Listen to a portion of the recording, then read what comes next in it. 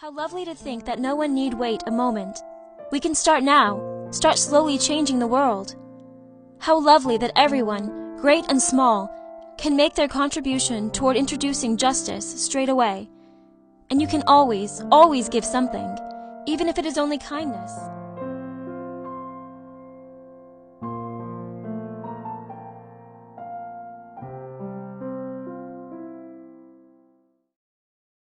The rise of Adolf Hitler and the Nazi Party.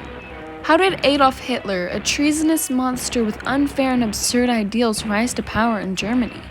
It happened slowly over a long period of time, starting at the end of World War I. After years of fighting, Germany and the Central Powers became resigned to the fact that the war was over and they had lost. As the German economy was spiraling downward, Hitler became obsessed with the views stating that Germany had been wronged and needed to gain back its power. He found his voice as a powerful speaker who could manipulate the angry and resentful German citizens into believing that the Jewish community was responsible for Germany's downfall. In the end, he became the unchallenged leader of the entire German nation. The Frank family. Who was the Frank family and what was it like for them?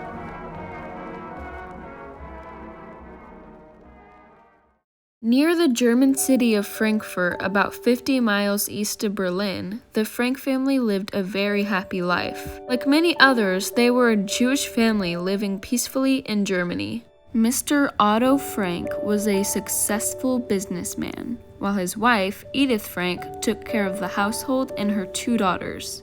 Margot Frank was almost a perfect child, quiet, obedient, friendly, and intelligent. Her younger sister by 3 years, Anne Frank, was quite the opposite. She was lively, boisterous, curious, and sometimes argumentative, but still very happy and healthy.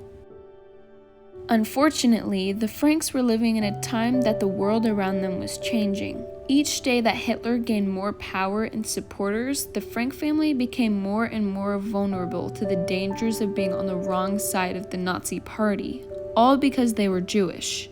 Finally, in 1933, Otto and Edith Frank decided to leave Germany in an attempt to escape persecution from the Nazi regime. Anne was only 4 years old at the time.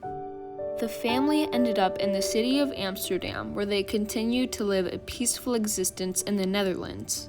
Anne and Margot quickly began adapting to their surroundings, attending Dutch school where they flourished. Anne especially thrived in her new setting, making friends almost immediately, learning to speak Dutch and enjoying the life as a young girl should. This lasted for about 7 years, until 1940, when the German army invaded the Netherlands. The brutal discrimination of the Nazis seemed to follow the family as Hitler's views radicalized the German army. By this time, World War II had begun, and there was no escaping the inevitable for countless Jewish families. For 2 more years, the Frank family remained free, even though life for the Jewish people rapidly began deteriorating throughout the country.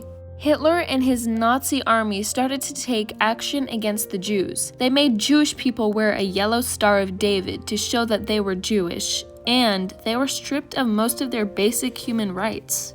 They were no longer able to own businesses or go to the same schools as non-Jewish kids. Anne and Margot had to attend a segregated Jewish school. Despite all of this, Anne was able to live a relatively normal life, focusing on all the things that a young adolescent girl would.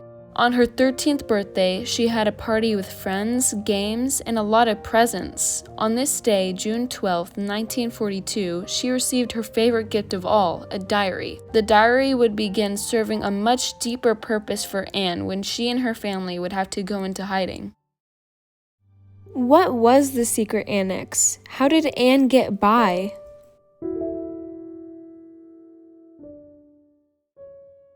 Life for the Jewish people deteriorated quickly as German soldiers began to round up all Jews to send them to concentration camps. There, they were forced to work and live in horrific conditions with very little food and safety. Many of them would eventually die from the conditions or would be murdered. Sadly, freedom had come to an end for the Frank family when Margot received a summons to report to one of these labor camps in Germany. Everyone knew that this meant they would most likely never see her again. Her father knew this day would come and had already prepared a hiding space for them at his office building with the help of a few very close friends and business partners. It was known as the Secret Annex. The Frank family remained there for 2 years along with another family. Altogether, there were 8 people living together, hiding in the tiny secret annex with the constant fear of being discovered hanging over their heads. Anne's diary was a source of comfort for her, a friend to talk to. Many of her entries were addressed to Kitty, with whom Anne shared all of her deepest thoughts and feelings, her strongest desires and fears. Terrible things are happening outside. At any time of night and day, poor helpless people are being dragged out of their homes. Families are torn apart, men, women, and children are separated, their families gone. January 13th, 1943. I feel wicked sleeping in a warm bed, while somewhere out there, my dearest friends are dropping from exhaustion or being knocked to the ground. November 19th, 1942. I've found that there is always some beauty left. In nature, sunshine, freedom, in yourself. These can help you. Look at these things, then find yourself again. Anne wrote about the outside world with all of its ugliness and beauty. She wrote about herself and the changes she undergoes, blossoming from a little girl into an independent, strong young woman. On the morning of August 4th, 1944, the secret annex was raided and everyone in hiding was captured. They were sent by train to a concentration camp in Poland called the Auschwitz-Birkenau. This is where men and women were separated. Otto Frank saw his wife and children for the last time. At the end of October, Anne and Margot were separated from their mother and sent to Bergen-Belsen concentration camp in Germany. Edith Frank died of exhaustion soon after. The conditions in Bergen-Belsen were miserable. Both Margot and Anne Frank died of typhus in February of 1945. Anne Frank was 15 years old. Hiermee verklaar ik dat Anne Frank en Margot Frank bij mij in het kamp Bergen-Belsen zijn overleden. Toen ben ik opgestaan.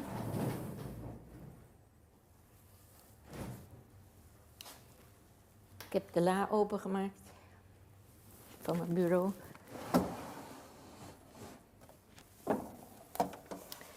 Heb al de dagboeken genomen met bladen en alles erbij. En heb het zo aan meneer Frank gegeven. Met de woorden, dat is de erfenis van uw dochter Anne.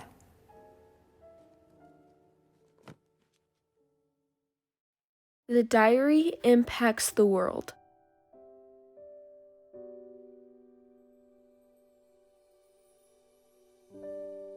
The Holocaust was a dark time in history. Approximately 6 million Jews lost their lives. More than 1 million of those who perished were children. Many survivors had no home or family to return to. The extent of the atrocities committed by Nazis came to light after the concentration camps were liberated by the Allies. Anne's diary gave the world a unique perspective of what it was like to live during the time of chaos and war. It has sold more than 30 million copies and has been translated into more than 70 languages. Through her entries, she encourages young people to be proud of who they are and to love life. She teaches everyone that kindness is more powerful than hate. Although Anne Frank didn't survive the Holocaust, her legacy of communication lives on. The Secret Annex has been transformed into a museum called the Anne Frank House.